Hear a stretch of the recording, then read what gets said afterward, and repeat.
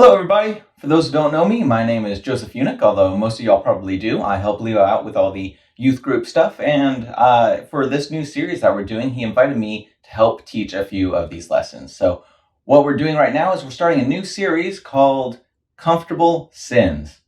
Our last series was called Head in the Clouds, and it was all about how we can look forward to the new heavens and the new earth. And while life here on earth can seem difficult and the Christian life tough, if we keep our head in the clouds, our eyes on the prize, it can really motivate us to help us live the right life for Christ. However, it's really hard to look up when you're constantly tripping over sins and tripping over these things here on earth that get in our way. And eventually, if you keep tripping over all these sins, you're going to fall down. What we need to do is we need to identify all these little sins here that get in our way here on earth that we become comfortable with. There are a lot of things in the American church, even we get these blind spots, and there are a lot of things the Bible calls sins that we don't actually recognize as sins in our daily lives. So the sin we'll be talking about today is procrastination.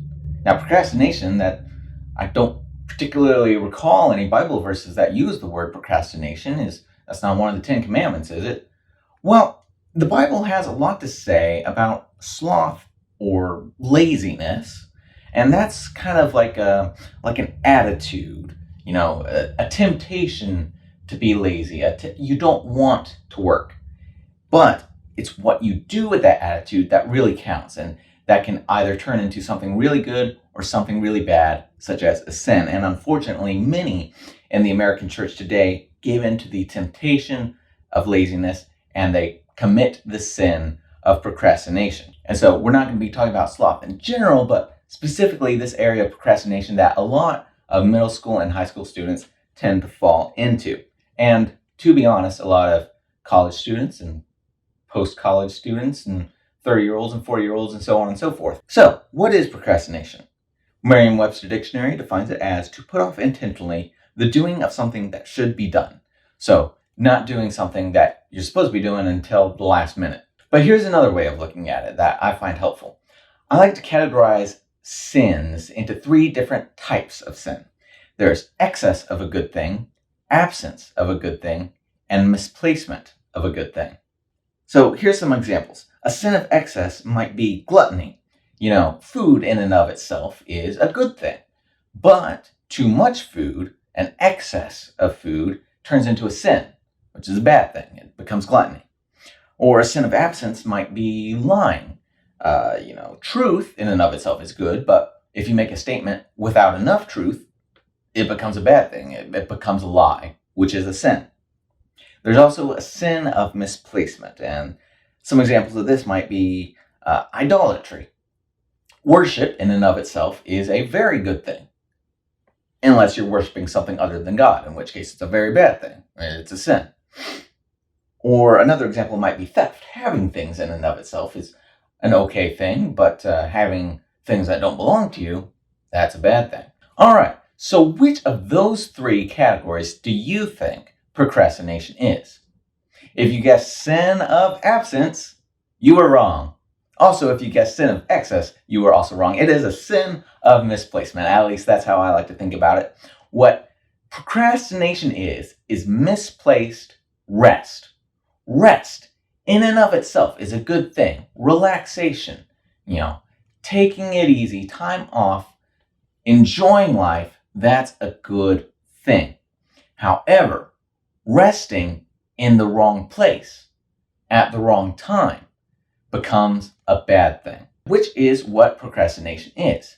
You've got something you should be doing, but you're resting during that time period instead. So why is procrastination bad exactly? Every sin is a sin for a reason. And procrastination, honestly, to most of us doesn't really seem all that bad. After all, the work still gets done. It just gets done at a different time.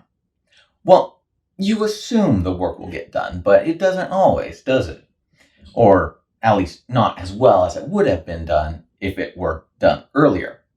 So for example, let's say you've got an essay to write and you put it off until the day before the assignment is due, and you bang it out and then print it up and then put it in your backpack for tomorrow just before midnight rolls around. You fall asleep, you wake up, you grab your backpack where you stuffed in your one-day essay, you go to school, you hand it in to your teacher, and you realize, oh my goodness, I forgot the entire works cited page. And then that A paper goes down to a C paper or whatever the penalty is. Or let's say your parents ask you to mow the lawn and you put it off until the very last minute, and when you go outside, oh, it starts to rain. You can't mow the lawn while it's raining. You'll get muddy tracks all over the place. So you put it off and it keeps raining all week until finally the grass grows so high that when you finally do get around to mowing, crunch, you run over a lawn sprinkler and you got to replace a $5 sprinkler head. Or let's say, the president calls you up and he says, hey, you got 24 hours to defuse a nuclear warhead, otherwise the entire state of Iowa is going to blow up. And what do? You don't leave the house until hour 20. What happens? You get a flat tire on the way to the missile silo and boom, there goes Iowa. That actually happened to me last week. The point I'm trying to make here is things don't always go as planned. James 4:13-16 says, come now, you who say, today or tomorrow we will go into such a town and spend a year there and trade and make a profit. Yet you do not know what tomorrow will bring. What is your life? You're like a mist that appears for a little time and then vanishes. Instead, you ought to say, if the Lord wills, we will do this or that. As it is, you boast in your arrogance. All such boasting is evil. So James calls this I'll do it later mentality boasting. Because I'll clarify, this is not saying it's sinful to plan. Planning is good, but you ought to keep in the right perspective, the right mindset. Because claiming that you've got it all figured out, you're claiming you're somehow omniscient. Well, you're not omniscient. You're not all-knowing. Only God is all-knowing. So saying you know exactly what will happen, don't worry, I got it all figured out, well, you don't necessarily got it all figured out, and that's foolishness. As Christians, God has prepared work for each of us to do here on earth, and we only have so much time to do it. We can't foolishly put it off, not knowing what will happen tomorrow. Listen to Paul in Ephesians 5:15-17. Look carefully then how you walk, not as unwise, but as wise, making the best use of the time, because the days are evil. Therefore, do not be foolish, but understand what the will of the Lord is. When he says the days are evil, that means we live in a sinful world and it's evil, it's diseased and decaying, and things go wrong, our days are numbered, we will die, things just happen. And therefore, we are called to use wisdom and make the best use of our time wisely. Now, some of you, especially when it comes to homework and things like that, you feel you do your best work when under pressure and, the day before the deadline. And in that case, wouldn't the wise thing to do be to wait until the day before the deadline to start your work? Well, there's some legitimacy to the theory that, some people work better under pressure than others because everybody has different learning styles. I myself found that even though I needed a whole week to plan a small little paper in my freshman year of college, by the time senior year came around, I found I could just bang out a 250-word essay in 1 hour and it would be an A-grade paper. But the thing is, you don't know what'll happen tomorrow. And the wise thing to do would actually be to train your self-discipline and your maturity to set the deadline a few days earlier than the actual deadline. And so you can still do it in 1 hour or whatever the time span is, but you still got a buffer of 2 or 3 days to go over any mistakes you have made, because you will make mistakes and we're all human. And you'll just have some extra time to improve the product. Again, the point is gain wisdom. So procrastination is a sin, and I and all of us do it much more often than we realize. It's become sort of a blind spot to us. So how can we identify if we're committing the sin of procrastination or not?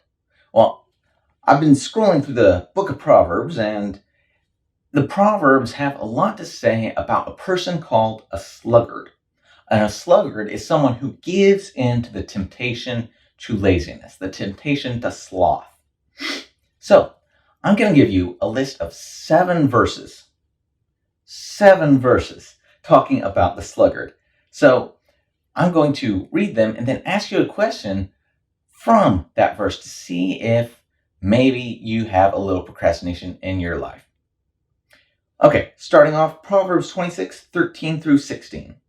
A sluggard says, "There's a lion in the road, a fierce lion roaming the streets." So, my question would be, do you find yourself making excuses a lot? If so, you might have some procrastination. As a door turns on its hinges, so a sluggard turns on his bed. Do you spend a lot of time napping? A sluggard buries his hand in the dish and is too lazy to bring it back to his mouth. Do you ever find yourself doing an everyday action like, flipping the channel and then, my thumb's too tired, I just can't, whatever, I'll just watch this. A sluggard is wiser in his own eyes than 7 people who answer discreetly. Are you constantly having to explain to people that, don't worry, I know what I'm doing? Well, I'll give you a hint. If you find yourself having to constantly explain that to a bunch of different people, chances are you probably don't know what you're doing. Next verse is Proverbs 10:26. As vinegar to the teeth and smoke to the eyes, so are sluggards to those who send them. Nobody wants to send a sluggard to do a task for them because it'll never get done. So when people need help, do you find that they often pass you up in favor of other people, especially if you've worked for them before and did a dissatisfactory job? Proverbs 6:9 through 11. How long will you lie there, you sluggard? When will you get up from your sleep? A little sleep, a little slumber, a little folding of the hands to rest, and poverty will come upon you like a thief, and scarcity like an armed man. So, this says a sluggard will have poverty come upon them. Do you feel scarce on resources all the time? Like, do you not have enough money? Well, that's probably because you haven't spent enough time working, making any money. Do you find yourself lacking free time? Well, probably because you've spent all your time procrastinating. Proverbs 15:19. The way of the sluggard is blocked with thorns, but the path of the upright is a highway. Does everything in life seem really hard to you when it seems to go a lot easier for other people? Not just in general, but like specific tasks, maybe. Proverbs 21:25 through 26. The craving of a sluggard will be the death of him, because his hands refuse to work. All day long he craves for more, but the righteous give without sparing. Do you find yourself always taking and never giving? Even if, you're in middle school and high school, your parents will give you food, shelter, and clothing, but do you repay them by giving service? Proverbs 24:30 through 31. I went past the field of a sluggard, past the vineyard of someone who had no sense. Thorns had come up everywhere, and the ground was covered with weeds, and the stone wall was in ruins. So, a sluggard's environment is going to fall into disrepair. Right now, at this very moment, what does your bedroom look like? Is your bed even made? If not, gosh, you may be a sluggard. So did any of those apply to you? If so, take a close look at your life and determine if procrastination may be the cause of some of those problems. All right, so now you know procrastination is a sin, why it's a sin, and how to tell if you have that sin in your life. That's it. I'm done. No, that would be terrible.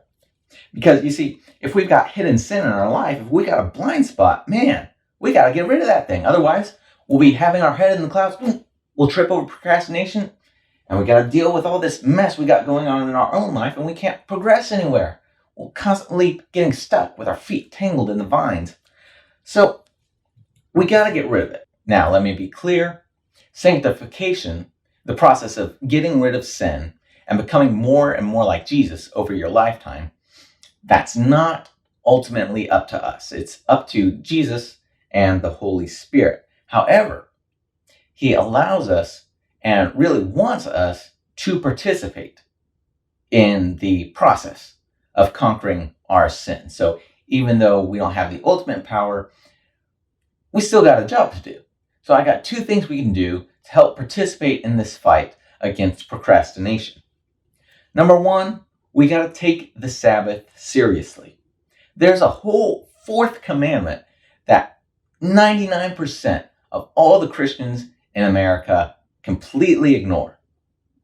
Exodus 28-10 says, "Remember the Sabbath day to keep it holy.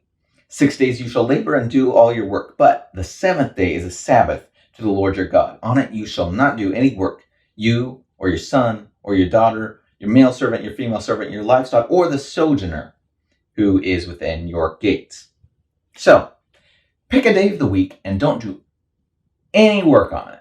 Just have fun, relax, rest. Procrastination comes from trying to inject joy into different parts of the week, but take this day to get all your joy in right that time. Why do we need to do this?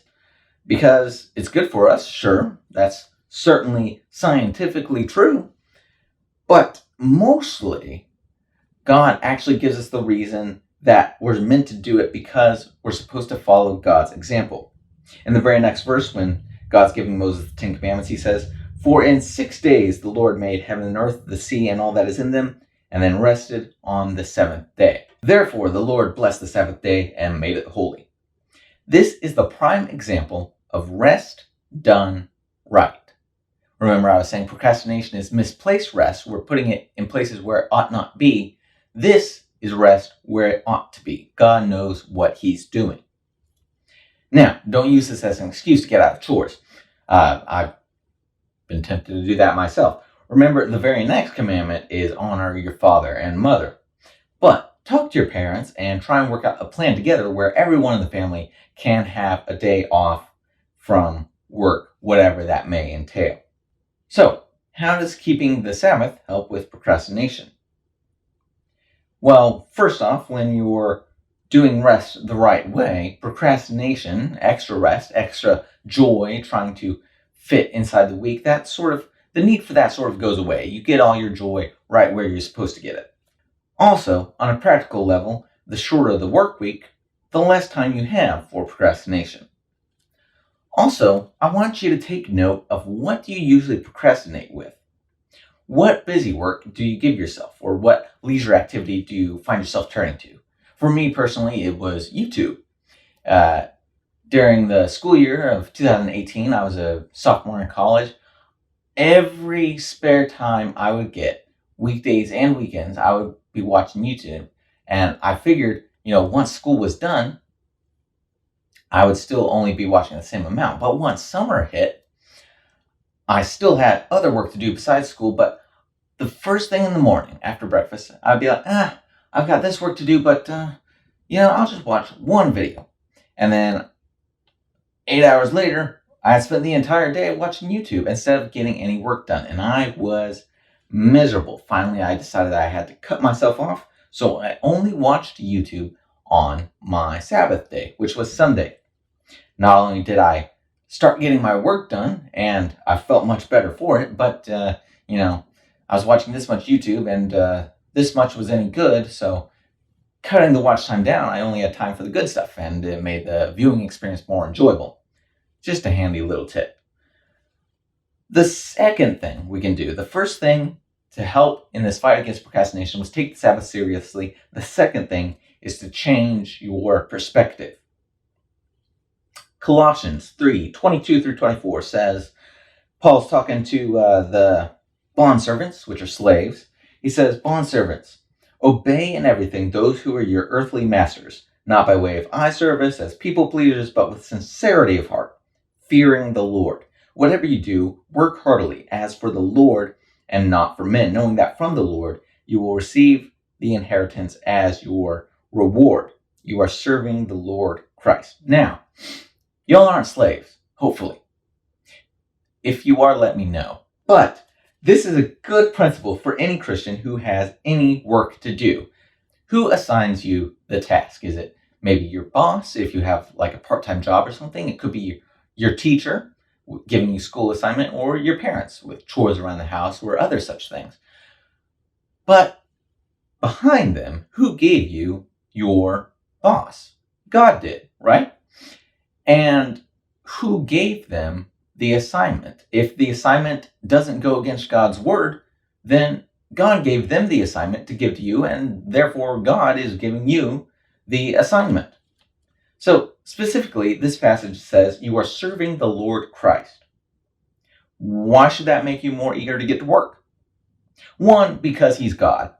If some random hobo kid comes off the street and tells me to get him a lemonade, I'm not going to get him a lemonade. I don't know who this is, and I've got no respect for him. But if the President of the United States comes up to me and says, get me a lemonade, I'm going to get him a lemonade. Even if I don't happen to like the president at the time, whoever it may be, just the very fact that he's the president, I've got this much more respect for him because I know who he is, and he's got a lot of authority and power over my life. And so I'm going to go get that guy a lemonade. Now, if the creator of the entire universe tells me to do something, I'm definitely going to do it purely out of respect. Or at least I ought to do it purely out of respect. 2, not only respect, but gratitude. After all, I'm a sinner, and I'm the one who metaphorically slapped the creator of the universe in the face. And I deserve eternal punishment for all my sins. But what did he do? God sent his son, Jesus Christ, in human flesh down to earth to die the death we deserve to die and suffer punishment in my place for all of my mistakes and your mistakes as well. And if it's that Christ Jesus who we're working for in our day-to-day life, I shouldn't be with all this YouTubing and napping and procrastination. Just out of gratitude, I ought to be giving a snappy salute and saying, yes, sir, I'm right on it. So the greatest way to get rid of procrastination is to constantly remind yourself of the gospel. And remember that sin is serious business. Even if it's a comfortable sin, a blind spot that we don't really think about, it's still rebellion to God and deserving of eternal punishment. So constantly remind yourself that Jesus died for your procrastination. Therefore, it'd just be nice not to procrastinate. And speaking of the gospel, I just want to note going forward in this series, we're going to be covering a lot of sins that we all suffer from one way or another. And don't get discouraged as you try to fix them and stumble, because you will stumble. Sanctification, remember the becoming more and more like Jesus, is a very long process that takes our entire life here on earth. And every Christian in existence struggles with sin because we're all human. But because of Jesus' sacrifice, we can have confidence that if we've accepted him and his gift of salvation, we have freedom from the penalty of sin. We don't have to worry about being punished for it. And he's given us the Holy Spirit to help us combat the power of sin right now in our lives. And one day, like we said in Head the Cloud series, he's going to free us from the presence of sin once and for all, and we'll be in heaven, and we won't have to deal with any of this messy stuff down here anymore. And that's all I've got for you today. Once this video is done, why don't you go ahead and pray and ask God to help you in this fight against procrastination and the temptation to sloth and laziness, and I'll catch you later. Thanks. Bye.